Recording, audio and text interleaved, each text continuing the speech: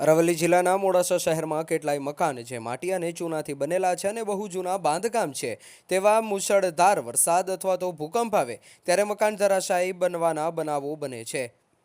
ત્યારે તંત્રને આગ લાગે ત્યારે જ કૂવો ખોદે અને આગ ઓલવાયા પછી પાછા જ્યાં હતા ત્યાંને ત્યાં ઠેરના ઠેર તેવી હાલત છે, જેનો તાજેતરનો બનાવ મોડાસાના કડિયાવાડા હોડી ચકલા વિસ્તારમાં આવેલ એક મકાન જે જર્જરિત હતું તેને વારે વારે નગરપાલિકામાં તથા મામલતદાર ઓફિસમાં આસપડોશના લોકો દ્વારા જાણ કરવામાં આવી હતી, પરંતુ તે મકાનમાં એક વખત માત્ર નોટિસ ચોંટાડી અને નગરપાલિકાના અધિકારીઓ નીકળી ગયા, પરંતુ એ જર્જરિત મકાન ઉતારવામાં આવ્યું છે કે નહીં તે જોવાની પણ તસ્દી લીધી નથી, જેને લઈ ગઈકાલે વધુ પડતો વરસાદ વરસવાના કારણે મકાનની આગળની દિવાલો ધરાશાયી થઈ અને ધડાકાભેર નીચે પડી હતી। સદનસીબે ત્યાં આગળ રોજ નાના બાળકો રમતા હોય છે, પરંતુ વરસાદના કારણે ત્યાં કોઈ હતું નહીં, જેને લઈને જાનહાનિ ટળી છે। નહીં તો ત્યાં બાળકો હોત અને જાનહાનિ થઈ હોત તો આનો જવાબદાર કોણ હોત, તે આસપાસના નાગરિકો કહી રહ્યા છે। તો સત્વરે આવા મકાનોને તંત્ર ઉપર રહી અને ઉતારાવી લે તે હિતાવહ છે, નહીં તો મોટી જાનહાનિ ઘટનાઓ ઘટતા વાર નહીં લાગે।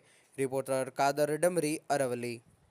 મારું નામ કડિયા મિતેશ છે। હું કડિયાવાડા હોડી ચકલાનો રહેવાસી છું। મારા પડોશમાં જે ઘર છે એ અગાઉ 3 વર્ષ અગાઉ નગરપાલિકામાં જાણ કરવા છતાં, નોટિસ આપવા છતાં મકાન માલિકે કોઈ ધ્યાન દોર્યું નથી અને ગઈકાલે જે મુશળધાર વરસાદમાં આખી દિવાલ ધરાશાયી થયેલી છે અને આજુબાજુમાં બાળકો વરસાદના કારણે ન રમતા હોવાથી જાનમાલનો બચાવ થયેલો છે।